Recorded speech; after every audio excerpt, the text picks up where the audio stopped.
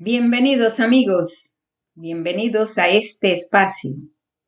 Hoy la crónica de navegante en realidad va a estar en el mar, va a estar en la navegación, pero no en esa que yo hago por internet, sino en la historia de un navegante. Se trata de Cristóbal Colón y otras historias que hay alrededor de este tema. Comencemos con lo primero, que es, pues estaba buscando en internet toda una serie de informes y de reportes y estaba leyendo para preparar mis crónicas y pues me fui a YouTube. Me fui a YouTube y allí, escuchando otras historias que no tenían que ver con el señor Cristóbal Colón, pero pues pasé cerca y entré a un sitio en el que noté que los títulos me llamaron la atención. 10 cosas que quizás no sabías de Cristóbal Colón. Después encontré otros videos en los que también, pues se hace referencia a datos sobre el descubrimiento de América que no sabíamos, a otras cosas que es importante saber. Y pues en otros lugares hablan de 6 cosas que quizás no sabíamos, otras de 10 escalofriantes situaciones de Cristóbal Colón que no enseñan en las escuelas. 12 curiosidades, la historia secreta de, pues este señor. Y dije, bueno, vamos entonces, como estamos en el mes de la hispanidad y por ahí andan diciendo que, hay eventos que celebrar en estos días. Me puse a escuchar la primera que me salió en el buscador, que es precisamente esta que les muestro aquí.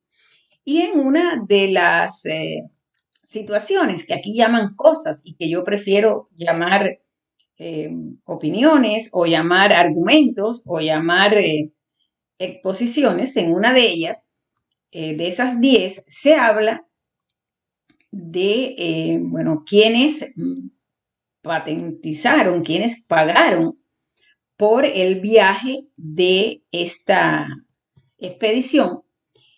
Y en algún momento nos dicen en este análisis que siempre nos han hecho creer o siempre nos han dicho que esta historia, fue financiada con el dinero de las arcas, de los reyes católicos, en fin, el mar. Sí, el mar para donde ellos fueron.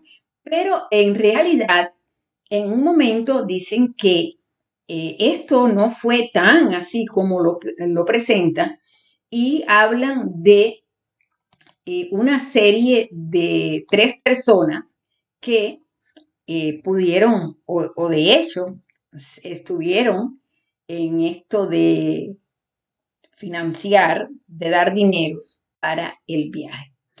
Lógico, me fui a navegar entonces por la internet. En esta ocasión no busqué ningún barco y encontré información que aquí les estoy presentando, que espero, pues esta plataforma no se sienta molesta por el tema que estoy hablando, no estoy cuestionando nada, sencillamente, pues en esta plataforma se habla de todo ese proceso que tuvo que ver con el descubrimiento, con la preparación para esta empresa y también, todas las dificultades que tuvo el señor Cristóbal Colón a la hora de conseguir el dinero. Y hay un momento en que ellos dicen que los viajes a la India eran un muy buen negocio, daban ganancias de 1000%, pero invertir en buscar el camino a las Indias viajando hacia el oeste era mucho riesgo y los inversores preferían compartir ganancias y riesgos. Los historiadores investigan quienes financiaron el primer viaje de Colón. Casi en forma unánime afirman que la reina Isabel ya había gastado todas sus joyas en la guerra para echar a los moros de España. El historiador Salvador de Madariaga menciona 2 préstamos importantes de cristianos nuevos, uno de la familia Pinzón, otro de la banca de Santángel.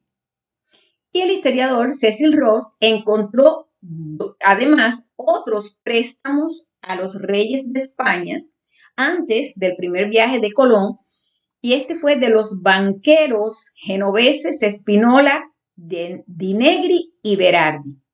Los genoveses no eran descendientes de conversos, pero les gustaba invertir en las empresas de descubrimiento marítimo.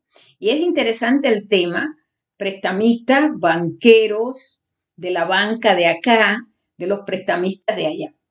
Ahora, dice este análisis que cita incluso a investigadores y a expertos que han pasado tiempo buscando información, aunque ya sabemos que a veces la información no nos la dan toda, otras veces nos dan un pedazo de ella, y en el peor de los escenarios, bueno, pues ni nos la dan a conocer. En este artículo, que está en español, incluso lo pueden buscar en español, dice: ¿qué papel tuvieron los judíos conversos en el descubrimiento de América? Oficialmente ninguno, dice este artículo. Por el edicto de expulsión de moros y judíos, el último día que podía haber hebreos en España era el 31 de julio de 1492. Y es importante que ustedes vean esto. Por el edicto de Nantes de expulsión de moros y judíos. Y lo primero, oficialmente, ninguno. O sea, que el papel que tuvieron los judíos conversos en el descubrimiento de América, cuando se pregunta así limpiamente, bueno, pues te dice que oficialmente ninguno. Y todo tenía que ver por ese edicto. Pero dice que es curiosa la coincidencia, porque ese fue el mismo día, 31 de julio de 1492, ese fue el mismo día en que embarcaron todos los pasajeros en las 3 carabelas de Colón, y todos quedaron a bordo durante 2 días antes de partir el barco. Dicen las crónicas que la marea era buena para hacerse a la mar, pero el 2 de agosto de ese año fue el 9 de AV en el calendario hebreo aniversario de la destrucción del primer y segundo templo de Jerusalén. La tradición hebrea marca ese día para guardar luto y establecer que en esa fecha no se deben emprender viajes. Nadie que conociera esa tradición judía iba a hacerse a la mar el 9 de AV, porque entendería que le traería desgracias. En cualquier caso, la expedición salió a la mar el 3 de agosto. Hay detalles que apuntan a que Colón descendía de judíos conversos. Uno es su buen conocimiento del Antiguo Testamento, que los cristianos de la época prácticamente no conocían, porque no tenían permitido leerlo solos. Ellos solo podían hacerlo en presencia de un sacerdote. Se hace notar el silencio de Colón en declarar su origen, que curiosamente para esa época nadie indagó de forma oficial. Se estudian las cartas escritas por el almirante a su hermano Bartolomé y a su hijo Diego, supuestamente con algunos caracteres hebraicos al comenzar la redacción. También la firma de Colón podría interpretarse como un acróstico de profesión de fe hebrea, aunque se le ha dado también una interpretación cristiana. Bueno, hasta aquí, porque el artículo sigue, yo lo voy a dejar, lo estoy poniendo despacio.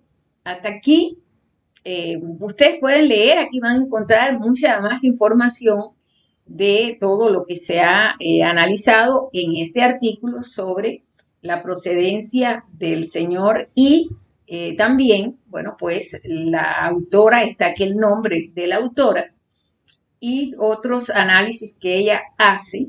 Así que vean el párrafo final, y dice que es interesante preguntarse si el intérprete de la expedición era Luis de Torres, en qué idioma les habló a los indios. Es posible que las primeras palabras que dijeran los españoles en América tuvieran dichas en hebreo. Tal vez sí. ¿En qué otro idioma se iban a comunicar con quienes pensaban eran los habitantes de los reinos judíos en las Indias? Según la leyenda, descendientes de las tribus perdidas de Israel.